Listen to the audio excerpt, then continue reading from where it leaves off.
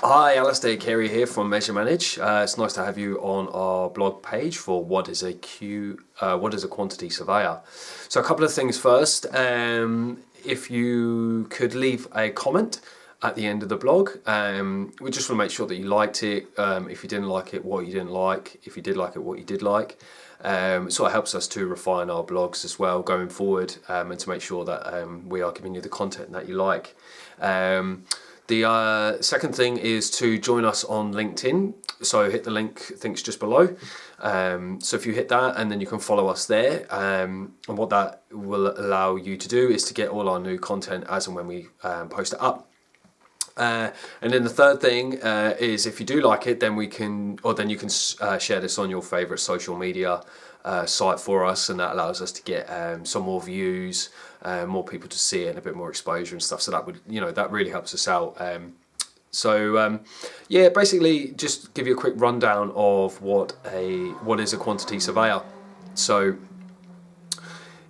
In a nutshell, quantity surveyor is about 4 or 5 generally different disciplines within quantity surveying. Quantity surveying is kind of like an umbrella over a few different things. So you've got estimating, quantities, contracts, procurement, and claims. And if there's a few other different specialities as well in there. So those are the general kind of areas that you usually focus in quantity surveying.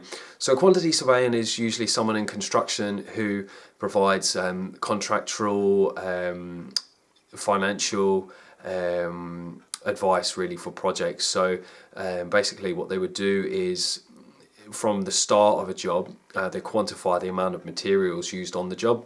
They would then price that amount of material, and then go into a contract, or build into a contract with the two parties, the person who wants it built and the person who's building it. And then what they would do from there is they would run that contract so that the project gets built on time and make sure it gets built on budget.